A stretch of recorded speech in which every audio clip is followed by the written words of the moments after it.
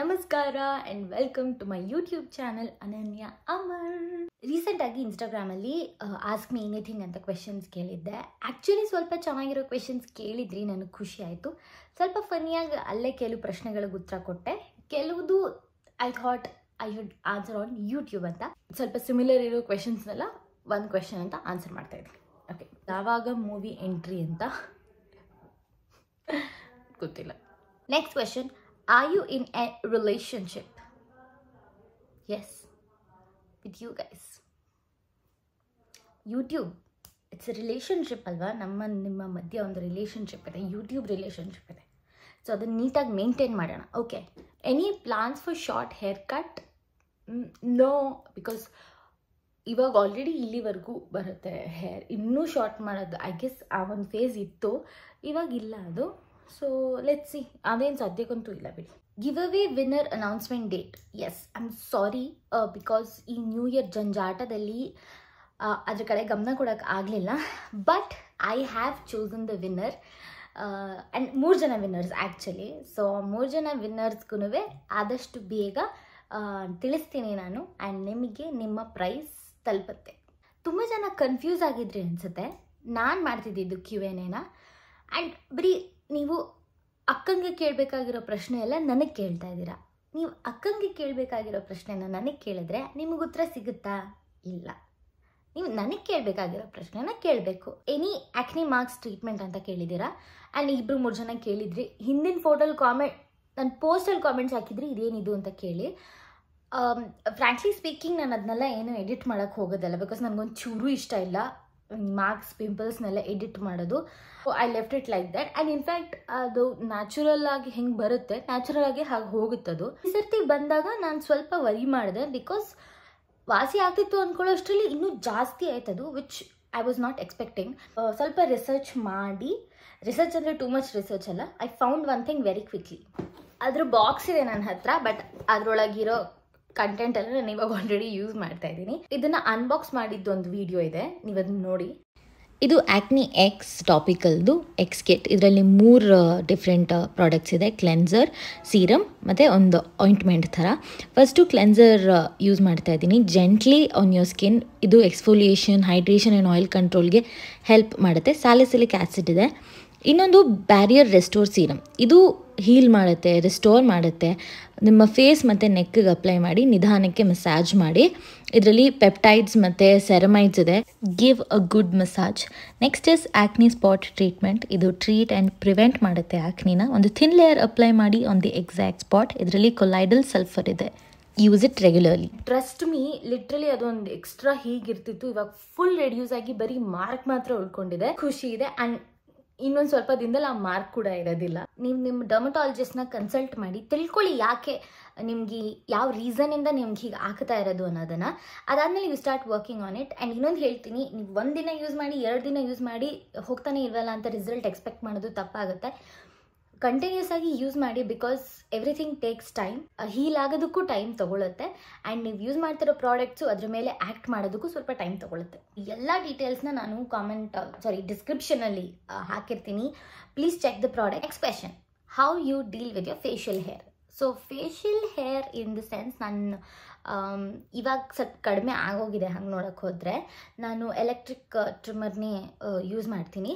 And very very rarely, like ತುಂಬ necessity ಇದೆ ಅಂದಾಗ ಮಾತ್ರ ನಾನು ಎಲೆಕ್ಟ್ರಿಕ್ ಟ್ರಿಮ್ಮರ್ ಯೂಸ್ ಮಾಡೋದು. ಕಲರ್ಸ್ ಚಾನಲಲ್ಲಿ ಮಹರ್ಷಿ ಪ್ರೋಗ್ರಾಮ್ಗೆ ಆ್ಯಂಕರ್ ಆಗಿ ನೀವು ಬರ್ತಿದ್ದೀರಾ ಬುಜ್ಜಿ? ಇಲ್ಲ. ಬಿಗ್ ಬಾಸ್ ಬಗ್ಗೆ ಸಾಕಷ್ಟು ಕ್ವೆಶನ್ ಇತ್ತು. ಮೊದಲನೇದಾಗಿ ನಾನು ಬಿಗ್ ಬಾಸ್ನ ಫಾಲೋ ಮಾಡ್ತಾ ಇದ್ದೀನಿ. ಸಮ್ಟೈಮ್ಸ್ ಕುತ್ಕೊಂಡು ಎಪಿಸೋಡ್ ನೋಡಿದ್ದಿದೆ, ಆ್ಯಂಡ್ ಸಮ್ಟೈಮ್ಸ್ ಪ್ರೊಮೋಸಲ್ಲೇ ನೋಡಿ ಸ್ವಲ್ಪ ಅಪ್ಡೇಟ್ ತೊಗೊಂಡಿರ್ತೀನಿ. And most of the time ಆ ಟೈಮಲ್ಲಿ ಮನೇಲಿ ಇರ್ತಿರ್ಲಿಲ್ಲ, ಆ್ಯಂಡ್ ಆಗ್ತಾನೆ ಬಂದಿರ್ತಿದ್ದೆ, ಇನ್ನೇನೋ ಮಾಡಿರ್ತಿದ್ದೆ. ಸೊ ಆ ಥರ. ಇವಾಗಂತೂ ರಿಹರ್ಸಲ್ ನಡೀತಾ ಇದೆ ಹೊಸ ನಾಟಕದ್ದು, ಸೊ ನೋಡೋಕ್ಕಾಗ್ತಾಯಿಲ್ಲ ಅಷ್ಟು. ಫೇವ್ರೆಟ್ ಕಂಟೆಸ್ಟೆಂಟ್ ಅಂತ ಹೇಳೋಕ್ಕೆ ತುಂಬ ಕಷ್ಟ. ಒಂದೊಂದು ವಾರದಲ್ಲಿ ಒಬ್ರೊಬ್ರು ಚೆನ್ನಾಗಿ ಆಡ್ತಿದ್ದಾರೆ ಅನಿಸುತ್ತೆ, ಆ್ಯಂಡ್ ಒಂದೊಂದು ರೀಸನ್ಗೆ ಒಬ್ರೊಬ್ರು ಇವತ್ತು ಇವ್ರು ಕರೆಕ್ಟಾಗಿ ಆಡಿದ್ರು ಅನಿಸುತ್ತೆ, ಇವತ್ತು ಇವ್ರು ಕರೆಕ್ಟಾಗಿ ಆಡಲಿಲ್ಲ ಅನಿಸುತ್ತೆ, ಆ ಥರ. ಸೊ ತುಂಬ ಕನ್ಫ್ಯೂಷನ್ ಇದೆ ನಮಗೇನೆ, ಯಾರು ಗೆಲ್ಬಹುದು ಅಥವಾ ನಮ್ಗೆ ಯಾರು ಇಷ್ಟ ಅನ್ನೋದೇ. ಸೊ ಅಂಥ ಸಿಚುವೇಶನಲ್ಲಿದ್ದೀವಿ. ಐ ಗೆಸ್ ನೀವು ಹಾಗೆ ಇದ್ದೀರಾ. ಬಿಗ್ ಬಾಸಿಗೆ ನಿಮ್ಮನ್ನ ಕರೆದ್ರೆ ನೀವು ಹೋಗ್ತೀರಾ ಅಂತ ಇದೆ. ಎವ್ರಿ ಸೀಸನ್ ನನಗೆ ಅಟ್ಲೀಸ್ಟ್ 1 ಪೋಸ್ಟ್ ಬರುತ್ತೆ, contestant number 8 Ananya Amar, YouTuber, actor, contestant number 7 ಅನನ್ಯ ಆ ಥರ ಎಷ್ಟೊಂದು. ಬಟ್ ಡೆಫಿನೆಟ್ಲಿ ನನಗೆ ಇದುವರೆಗೂ ಅವ್ರು ಇನ್ವೈಟ್ ಕರೆದಿಲ್ಲ. ಕರೆದ್ರೆ ನಾನು ಮೋಸ್ಟ್ಲಿ ಹೋಗ್ಬೋದೇನೋ ಗೊತ್ತಿಲ್ಲ. ಒಂದೇ ರೀಸನ್ ಏನಂದರೆ ನನಗೆ ಟಾಸ್ಕ್ಸ್ ಆಡೋದಿಷ್ಟ. ಸೊ ಆ ಟಾಸ್ಕ್ ಆಡೋದಕ್ಕೋಸ್ಕರ ಮೋಸ್ಟ್ ಪ್ರಾಬಬ್ಲಿ ನಾನು ಬಿಗ್ ಬಾಸ್ಗೆ ಹೋಗೋಕ್ಕೆ ಇಷ್ಟಪಡ್ತೀನಿ. ಸುವರ್ಣ ಜಾಕ್ಪಾಟ್ ಅನುಪಮ ಅವ್ರ ಜೊತೆ ಪಿಕ್ ತೆಗೆದಿದ್ರೆ, ಪಿಕ್ ತೊಗೊಳಕ್ಕೆ ಅಂದರೆ ಪಿಕ್ಸ್ ಇದೆ, ನಾನು ಪೋಸ್ಟ್ ಮಾಡ್ತೀನಿ, ನೀವು ನೋಡಿ. ಆ್ಯಂಡ್ ಆಲ್ಸೋ ಒಂದು ವಿಡಿಯೋ ಇದೆ, ನಾನು ಯೂಟ್ಯೂಬ್ ವ್ಲಾಗ್ ಮಾಡೋಣ ಅಂತ ಶೂಟ್ ಮಾಡಿದ್ದಿದ್ದು, ಬಟ್ ಅದು ಸಕ್ಸಸ್ಫುಲ್ ಆಗಲಿಲ್ಲ, ಅರ್ಧಂಬರ್ಧಕ್ಕೆ ಆಗೋಯ್ತು. ಬಟ್ ಒಂದು ವಿಡಿಯೋ ಇದೆ, ನೋಡಿ. ನಾವಿದ್ದೀವಿ and the most important person on Suvarna jackpot set. Is it your vlog? Yes, for my YouTube. Hi. ಎಷ್ಟು ಸರ್ತಿ ಈ ಪ್ರಶ್ನೆಗೆ ಉತ್ತರ ಕೊಟ್ಟಿದ್ದೀನಿ. MBA ನಾನು ಮಾಡಿರೋದು MBA in finance and marketing ಅಂತ. ಸೊ ತುಂಬ ಜನ ಸ್ಟಡೀಸ್ ಬಗ್ಗೆ ಕ್ವೆಶನ್ ಕೇಳಿದ್ರಿ. MBA is a very good option. ನೀವು MBA ಮಾಡ್ತಾ ಇದ್ದೀರಾ ಅಂತಂದರೆ ನೀವೇನು ಥಿಯರಿಟಿಕಲಿ ನಾಲೆಡ್ಜ್ ಅಕ್ವೈರ್ ಮಾಡ್ತಾ ಇರ್ತೀರಾ. I made a mistake. ನಾನು ಪ್ರಾಕ್ಟಿಕಲಿ ಅದನ್ನು ಸ್ವಲ್ಪ ಏನಂತಾರೆ ಇಂಪ್ಲಿಮೆಂಟ್ ಮಾಡ್ತಿರ್ಲಿಲ್ಲ. ಅಥವಾ ಈಗ ನಾವೇನು ಕಲಿತಾ ಇದ್ವಿ ಅದನ್ನ ನಾವು ಯಾವ್ದಾದ್ರು ಬಿಸ್ನೆಸ್ಸಲ್ಲಿ ಹೇಗೆ ಉಪಯೋಗಿಸ್ಕೊತಿದ್ದಾರೆ ಅಂತ ನೋಡಬೇಕಲ್ಲ. ಯಾವ್ದಾದ್ರು ಒಂದು ಟಾಪಿಕ್ ಕಲ್ತಿರ್ತೀರ ನೀವು. ಸೊ ಈ ಬಿಸ್ನೆಸ್ಸಲ್ಲಿ ಈ ಟಾಪಿಕ್ನ ಅವ್ರು ಹೇಗೆ ಯೂಸ್ ಮಾಡ್ತಾ ಇದ್ದಾರೆ, ಈ ಟೂಲ್ನ ಹೇಗೆ ಯೂಸ್ ಮಾಡ್ತಾ ಇದ್ದಾರೆ ಅನ್ನೋದನ್ನ ನಾನು ಅಷ್ಟು ಸ್ಟಡಿ ಮಾಡಲಿಲ್ಲ ನಾನು MBA ಮಾಡಬೇಕಾದ್ರೆ. ಬಟ್ ಇವಾಗ I see that and I feel ಆವಾಗಲೇ ನಾನು ಅದನ್ನೆಲ್ಲ ಕಲಿಬೇಕಿತ್ತಂತ. ನೋಟ್ಸ್ ಮೇಂಟೈನ್ ಮಾಡಿ, ಬರೆದು ಪ್ರಾಕ್ಟೀಸ್ ಮಾಡಿ, ಓದೋದು is also good, but writing I feel ತುಂಬಾ ಇಂಪಾರ್ಟೆಂಟ್ ಅಂತ ನನಗೆ ಅನ್ಸುತ್ತೆ. ಕಲ್ಕುಂಟೆ ಪ್ರೋಗ್ರಾಮ್ ಹೇಗಿತ್ತು? ಕಲ್ಕುಂಟೆ ವಾಸ್ ಸೋ ಬ್ಯೂಟಿಫುಲ್. ಇಯರ್ ಎಂಡಲ್ಲಿ ಹೋಗಿದ್ದು, ಸೊ ಒಳ್ಳೆ ಫಿನಿಶ್ ಇದ್ದಂಗಿತ್ತು ಆ ವರ್ಷಕ್ಕೆ. ಜನರು, ಆ ಊರು ಇಲ್ಲಿಂದ ಬೆಂಗಳೂರಿಂದ ತುಂಬ ಹತ್ರ, ಬಟ್ ಒಳಗಡೆ ಹೋದ್ಮೇಲೆ ಬೆಂಗಳೂರಿಂದ ತುಂಬ ದೂರ, ಎಲ್ಲೋ ಯಾವುದೋ ಒಂದು ಪುಟ್ಟ ಊರಿಗೆ ಬಂದಿದ್ದೀವಿ ಅಂತ ಅನ್ಸುತ್ತೆ. ಆ್ಯಂಡ್ ಯಶು ಅವ್ರ ಮನೇನು ನಾನು like I was living it fully. ನನ್ನ ಬೆಸ್ಟ್ ಫ್ರೆಂಡ್ಸ್ ಜೊತೆ ಹೋಗಿದ್ದೆ, ವಂಶಿ ಮತ್ತು ಗೊಂಬೆ ಜೊತೆ. So I had a great time. Kalkunte school ತುಂಬ ಚೆನ್ನಾಗಿತ್ತು. ಶಿವು ಅವರು ನಾನು ಎಲ್ಲರೂ ಒಂದು ಸ್ಕಿಟ್ ಪರ್ಫಾರ್ಮ್ ಮಾಡಿದ್ವಿ, ಅದಂತೂ ಮಸ್ತಾಗಿತ್ತು. ದುಬೈ, ಓ ಮೈ ಗಾಡ್, ದುಬೈ ಬಗ್ಗೆ ಕ್ವೆಶನ್ ಇತ್ತು. ನಮ್ಮ ಫಸ್ಟ್ ಎವರ್ ನಮ್ಮ ಜೀವನದ ಇಂಟರ್ನ್ಯಾಷನಲ್ ಟ್ರಿಪ್. ಚಿಕ್ಕ ವಯಸ್ಸಲ್ಲಿ ಹೋಗೋದಕ್ಕೂ ನಮ್ಗೆ ಇಷ್ಟು ಬುದ್ಧಿ ಬಂದಮೇಲೆ ಒಂದು ಹೊಸ ಪ್ರಪಂಚಕ್ಕೆ, ಹೊಸ ಊರಿಗೆ, ಹೊಸ ದೇಶಕ್ಕೆ ಹೋಗೋ ಒಂದು ಫೀಲಿಂಗ್ ಇದೆಯಲ್ಲ, ಐ ಗೆಸ್ ಅದೇ ಬೇರೆ ಥರ. ಹೊರಡುವಾಗಲೂ ನಾವು ಏನೂ ಅಂದ್ಕೊಂಡಿರಲಿಲ್ಲ ಲೈಕ್ ಹೇಗಿರ್ಬೋದು, ಏನೋ ಎತ್ತ ಎಕ್ಸೈಟ್ಮೆಂಟ್ ಇತ್ತು.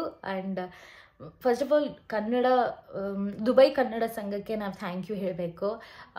ನಮ್ಮನ್ನು ಅಷ್ಟು ಚೆನ್ನಾಗಿ ಅವರು ನೋಡ್ಕೊಂಡಿದ್ದಕ್ಕೆ. ನಮಗೆ ನಮ್ಮ ಫಸ್ಟ್ ಎಕ್ಸ್ಪೀರಿಯನ್ಸ್ ಅಷ್ಟು ಚೆನ್ನಾಗಿತ್ತು. ಆ್ಯಂಡ್ ಕರ್ನಾಟಕ ರಾಜ್ಯೋತ್ಸವನೂ ಸೂಪರಾಗಾಯಿತು.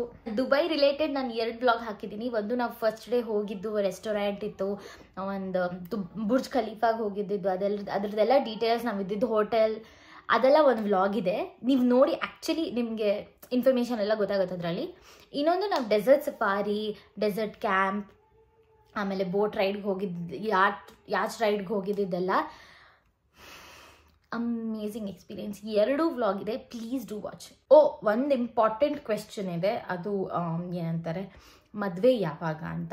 ಅದು ಗೊತ್ತಿಲ್ಲ, ನನಗೆ ಗೊತ್ತಿಲ್ಲ. ನಿಮ್ಮ ಮಜಾ ಇತ್ತು ಈ Q&A ಆ್ಯಕ್ಚುಲಿ. ಆ್ಯಂಡ್ ಸ್ವಲ್ಪ ಇಂಟ್ರೆಸ್ಟಿಂಗ್ ಆಗಿರೋ ಚೆನ್ನಾಗಿರೋ ಕ್ವೆಶನ್ಸ್ ಕೇಳಿದ್ರೆ ಆನ್ಸರ್ ಮಾಡೋದಕ್ಕೂ ತುಂಬ ತುಂಬ ಖುಷಿ ಆಗುತ್ತೆ.